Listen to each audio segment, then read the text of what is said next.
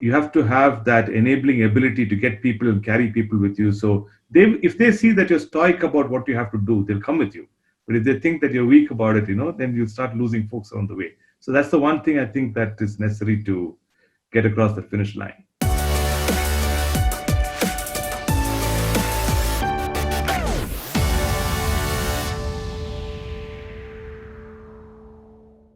Very excited to be talking to you, and more so because the question of jobs in our country, there are so many data sets telling different things, different numbers. Some are saying that the jobs are bouncing back, and some are saying that it's not. Want to ask you, Ajit, what are some of the things that you're seeing, and especially in the wake of that, I found that in Bloomberg, uh, you mentioned that jobs are returning in India as the economy recovers from lockdown related losses. So tell us. Sure. So if you look at the Indian job market today, there are Hmm. 480 million people in the employable category. Out of the 480 million people, 220 million are in the agro related sector. So, which means out of the rest, about 120 million are migrant labor who come in to work either in MSMEs, in construction or real estate, or in, let's say, grey collar jobs related to the e commerce industry. 120 million. And then if you take in that 120 million, there is about, let's say, outside that, there's about another, let's say, 75 million who are blue collar work. And then there is about 15 million who are gray collar workers, and about six who are white collar, and about, let's say, four who are in the high tech area, 4 to 4.5 million. So the Hmm. breakup of this is basically 340 million, that would be 220 million in the agricultural sector, and about, let's say, 120 million in let's say, e-commerce, logistics, migrant labor, etc. What we are seeing is the monsoon has been good, the rural economy is doing well, and there's not much that we're hearing about large scale rural unemployment right now. What's happening is that the migrant labor is coming back. So we understand almost about 60 million have come back. Constructions and real estate have started up in a wee bit. In the hospitality and travel related industry, there's also some pickup in that. So we're seeing some pickup in that. Hotels, I've been hearing about a large chain that's having 50% occupancy. Airports and airlines are seeing in excess of 50 to 70% sometimes in terms of occupancy again. So I think we're seeing an uptick in some of these employment intensive areas.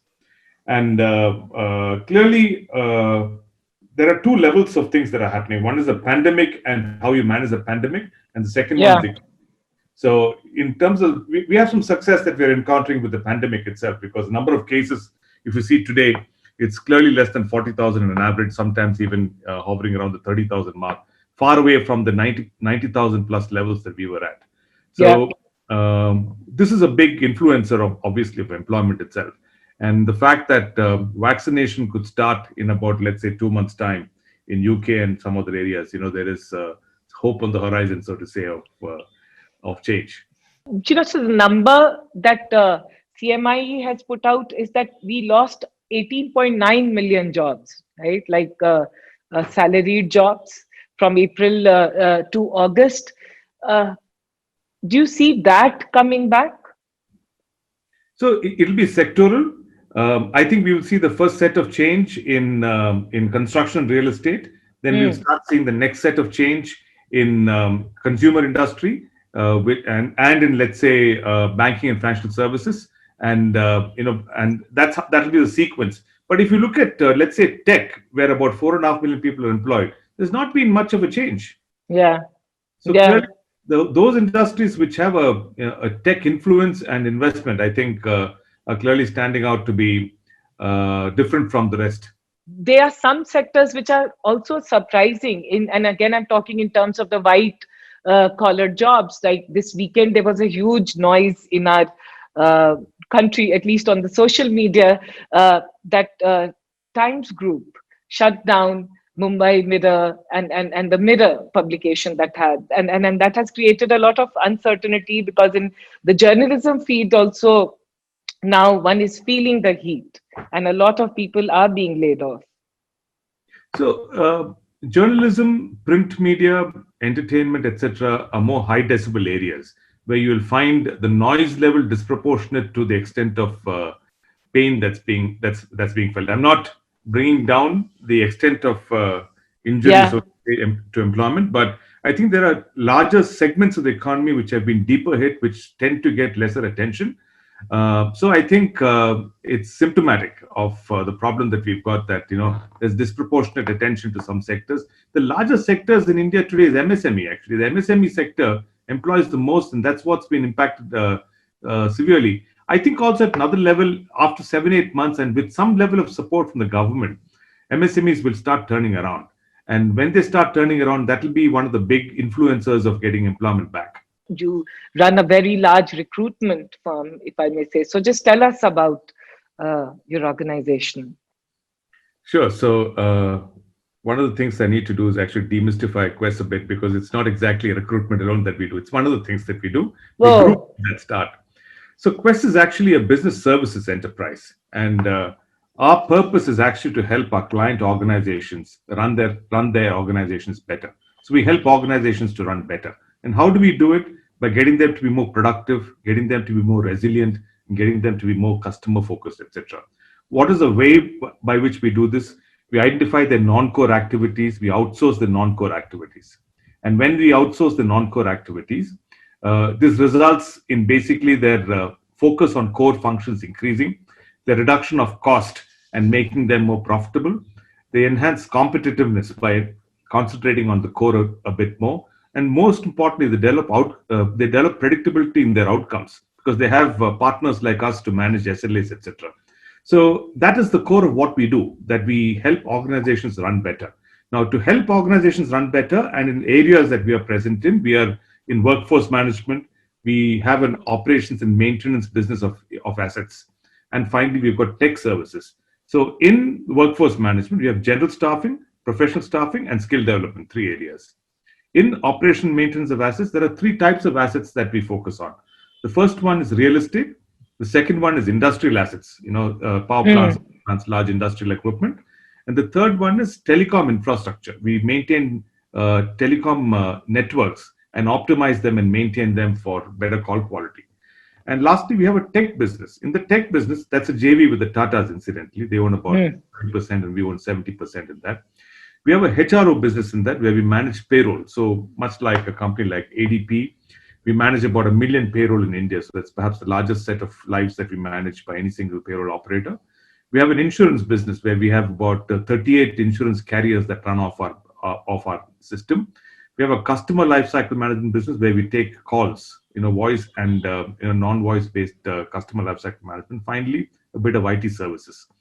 We have a bunch of growth business that are smaller, like Monster and DigiCare.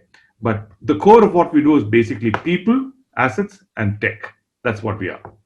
Ajit, the wide spectrum of things that you do, Quess Corp does, I want to understand, again, there's this whole conversation around that Indian workforce. While we have a young workforce and we talk about it, is lacking in the right skills. And I want to understand a little bit from you on what is your sense, because you're deploying people across the spectrum. A little bit of historical perspective will be good here. If you look at the Indian economy and the employment market, till the early 90s, we were a licensed economic system. So if you had an access to a license, you built a capital industry. Services was a very low element of our economy. 1991 is when the whole liberalization process started up. So first we saw telecom opening up. We saw banking and financial services then open up. Then we saw retail. Then we saw IT services. And then, finally, right now, we're seeing entertainment and a lot of media and all of those internet-related businesses that have captured the attention. So over the last, let's say, 30 years, what has happened? The employment structure in India has changed of, let's say, the type of people that the market needs. And in that process, education has not necessarily kept pace. So, for example, in late 1990s and early 2000, when the BPO segment was growing straight off the back of the Y2K, Y2K explosion that we had in India, there was no system that generated talent to meet with the BPO industry's requirements. Companies stepped up, trained people, They cured people of mother tongue influence, MTI as it was called then, and then they created a workforce that went on to build India's world-beating BPO system.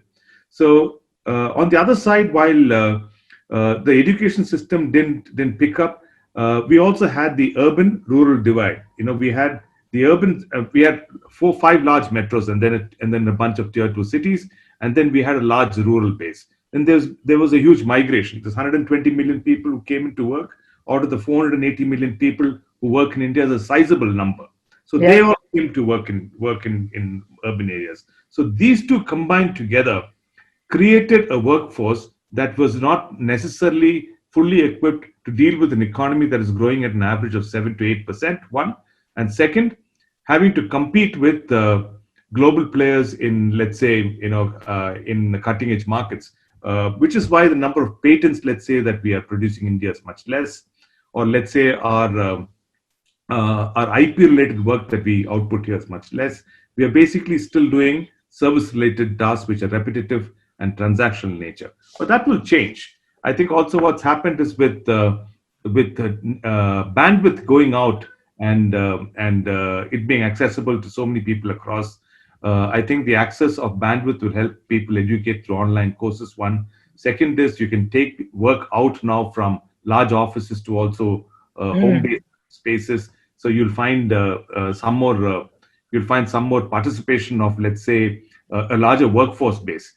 Implicit in this has been another problem. The participation of female workforce in India has been between 24 to 26%, one of the lowest in the world. Yes. So unless if let's say one half of our population is non-participating in economic value creation, it's very difficult for the other half to compensate for the lack of economic output in one half. So I think these are some fundamental changes that have to take place. The educational system, female workforce participation, and greater attention at the policy level to the rural migration that's happening and the level of skilling that's for them. The last point I want to state here is that traditionally Indian companies, except for the ones that came post-liberalization, have not spent much money on training. And training as a percentage, so training and R&D, two components of cost which are developmental in nature, have been below global standards. And unless these two start picking up again, I think we'll find ourselves at the bottom of the ladder in terms of skill ability and the ability to compete on a productive basis with international markets. What are some of the things that can be done? And I just want to understand at QuestCorp, how do you see, how does it manifest? Because you are giving employment and working with such diverse set of people. So one, from your experience, what are you seeing? And the second is, what can be done? So female workforce participation, one win that we can achieve in a fairly quick measure is by actually handling our migrant worker well. Look at the concept of migrant workers. Most probably, the people who leave rural centers and come out to work in urban centers are male. So there's an inbuilt bias into the statistic of just the ingress is just male into the system, and very few females come. When the males come and they set up house and family, etc., they build a family around them, and the female partner tends to take care of the requirements of the household, and sometimes does the job, not almost always. So you're finding by nature that you're finding by habit, by pattern, and by sort of what's going on the ground, that female workforce participation will not go up because of this. So what the government should do specifically here is that encourage and incentivize the female partner in migrant workers to take up employment. So that will also come only if educational and health investments are made. If academic facilities for kids are available, and where they're able to substantially attend good education classes, etc., and come out with some sort of a degree which will help them get a job in the future, then I think their attention, their number of units of time that they have to spend on something like that comes down a lot. So I think, but it will take one generation to move the needle completely on this. But in that process, the it may be the single largest contributor to GDP change in India if we're able to pull this off. So you acquired Monster.com for around $6.5 million in early 2018. How has that worked for you? So Monster for a long time has been sort of the bride in waiting in India for about 10 years, the number two, never really been the number one. But we think that there's place for a number two job board in India. It has about 62 million job seekers on board right now. It has more than 5,000 odd customers. We have more than 55,000 job applications per day. Our losses on the site have come down tremendously from when we bought 2 years ago. It's on the path of progress that we estimated. The pandemic and its related slowdown, of course, has had an effect. I mean, we can't take that away. But I think the changes in technology that we're doing there, the changes in people, product structure, etc., are beginning to show up. So I think it's about, let's say, 6 months to 8 months away from having a significant change that it can display. Most importantly, what it did for Quess is get us into the digital world. I told you the three things to do, but it helped us connect with so many people digitally. It helped with finding jobs for so many of these people without having to, physically go through the whole process. And that, I think, is a big investment that we made in learning the digital world. And that's, I think, paying off for us in a big way. I was interviewing some of these new age platforms, which are giving, actually they are platforms or marketplace, if one may say so, giving jobs to gig workers, to opportunities across the country. And one very interesting thing I remember one of the entrepreneurs said, and this is all backed by Omid, the fund. And one interesting thing that they said is that, in India, it's not that we lack jobs, but the asymmetry of a job provider and a job finder is very high. And that gap needs to be bridged. I just want to understand, what is your sense on this? So that's precisely the point, the asymmetry of supply and demand. And I think Monster and a host of other players, and in the physical space, what Quess does is actually connect demand and supply. So we're able to identify what sort of demand is there and then identify right sources of supply and then bring it on time. But tasking actually brings another dimension to this. What tasking does is actually it pays for outcomes. It doesn't pay for employment. It pays for outcomes. And second one is it brings flexibility. It brings flexibility because you can upscale and downscale, as soon as you want. And it's not related to employment contracts, it's related to a task. And finally, there's a tech backbone. That tech backbone, you can keep tweaking it to ensure that your productivity goes up. So there's an inbuilt bias towards tasking if you can pull it off, because it gives you so many advantages. But having said that, the regulatory system and the legislative sort of paradigm does not allow tasking very easily. The newer labor codes today allow for that, and social security benefits are not usually given to such people, but the new codes. So that's a positive sign. And I think we'll find the asymmetry coming down a bit now, with also an increased attention to the rural migration that's happening. So we'll be able to bring in people, train them, deploy them in more specific areas related to an industry, hopefully in the future.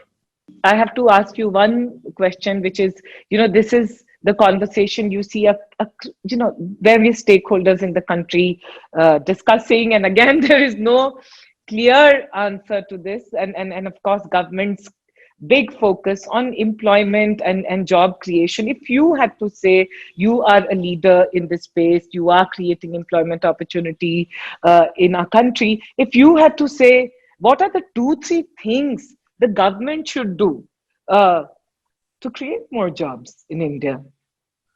Well, the first thing is they should try and move more people from the informal sector to the formal sector. Because when you bring more people from the informal sector into the formal sector, they get more predictability in their incomes. There is social security benefits, and there's hopefully some skill development that will happen.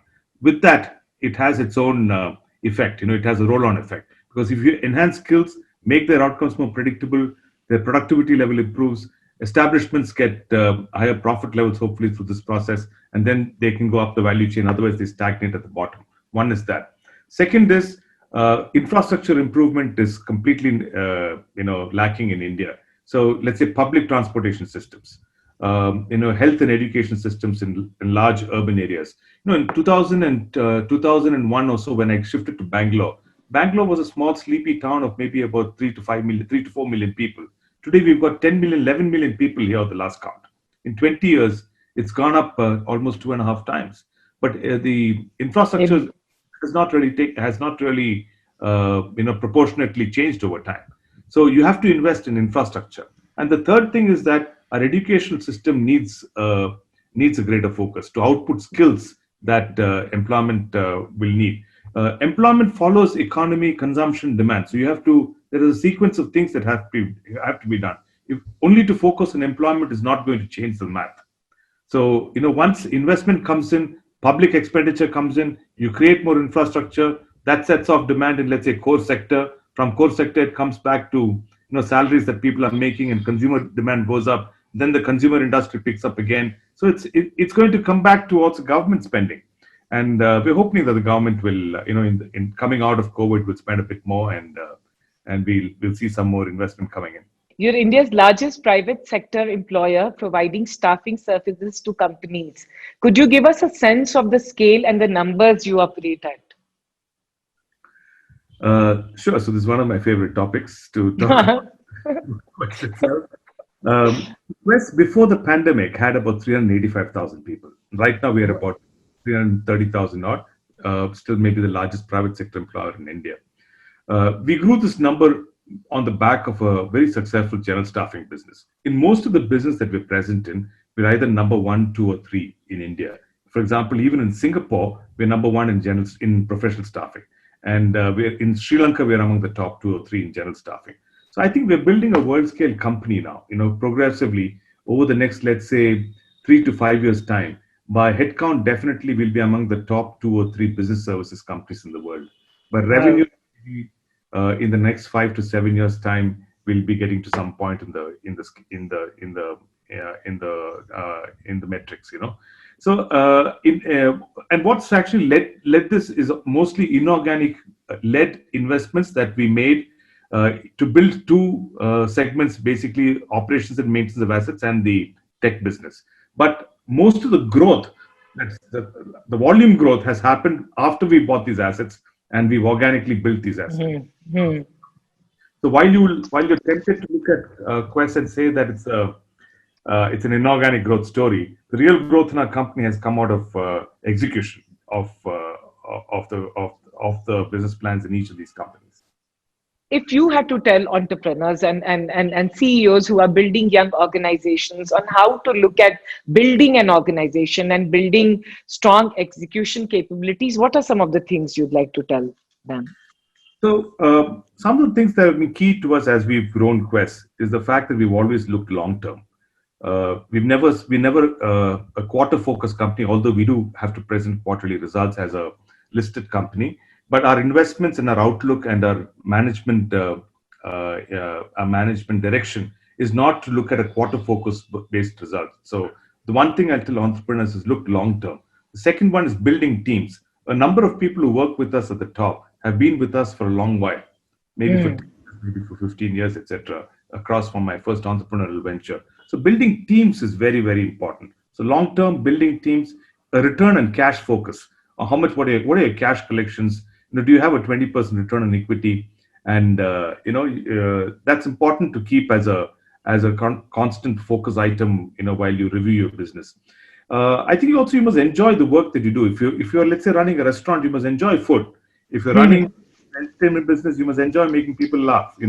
If you enjoy employment, we must really like to create better people and better organizations through this process.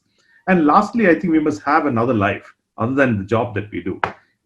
Something that takes some attention away from everyday routine, and you come back refreshed to take an interview or do a review meeting. To do any of these things, you need to get another life to have some variety in your thinking and to bring in some creativity into your work as well. Ajit, if I have to ask you, what is that one thing, and I know I'm putting it in a bracket kind of a thing, but what's that thing that you've enjoyed most about being in Quess, being in the role, you are the chairman and MD of Presscorp here. What is it that you've enjoyed the most about what you are doing? As an entrepreneur, the one thing that you get, and particularly at Quest, what I've enjoyed, is I think the ability to create impact. Mm. You really can create impact. On my team, for one, a lot of my people have joined me many years ago. They worked with me as youngsters. Maybe 15 years ago, we were all a little younger than what we are today. So, just out of college, some of them, and we built careers here. So that I've enjoyed that. How to today sit back and see how somebody's developed from being a field manager today to being a CEO. Yeah. And the transformation of people, their abilities, their confidence level, their economic success, and their ability to build businesses and their thinking. So it's great to see how people are developed. Second is, when we have 385,000 people, we're employing almost about 100,000 people every year additionally. So it's almost maybe 1% of the new workforce that's coming into India. India adds about, let's say, 10 million people every year, a little bit more than that maybe, and more than, let's say, 100 to 150,000 people we add every year. So we are able to make, it's an organization of scale, and there is, across almost 80% of the districts in India we work.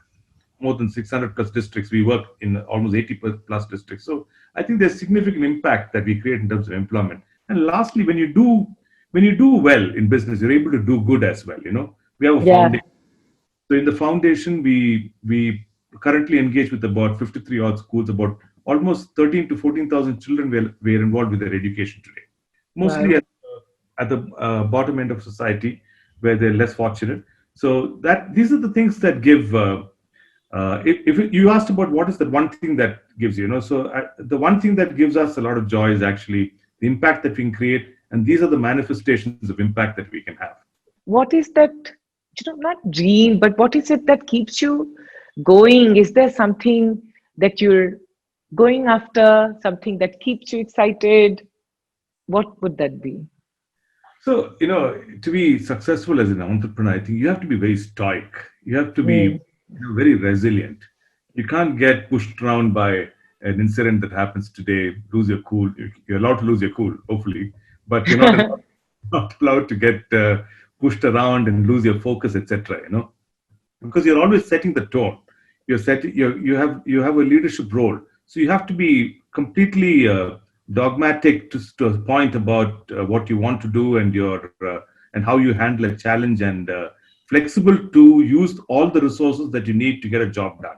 So it's a contrast, but I think that stoicism to stay focused and to not dilute your energy levels or your passion to get something finished is I think important. Every entrepreneur, his success comes only when he gets across the finish line. It's not how much time he spent in the middle, but finally, how much he's achieved when he gets across the finish line, and how many people he's impacted in the process. And to be able to do that, you have to have the temperament. You have to have that enabling ability to get people and carry people with you. So if they see that you're stoic about what you have to do, they'll come with you. But if they think that you're weak about it, then you'll start losing folks on the way. So that's the one thing I think that is necessary to get across the finish line. Thank you. Enjoy talking to you. Thank you. Thank you so much.